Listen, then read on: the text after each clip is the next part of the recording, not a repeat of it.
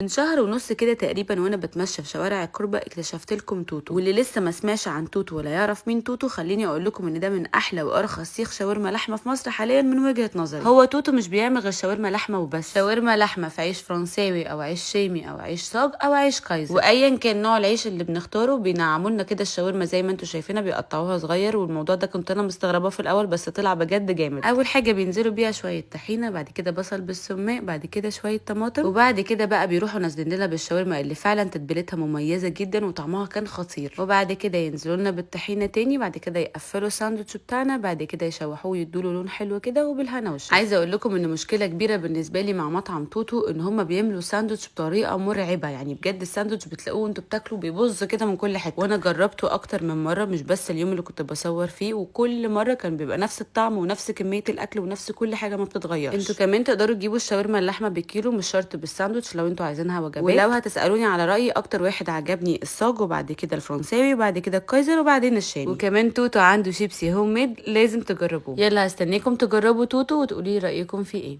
يلا باي باي.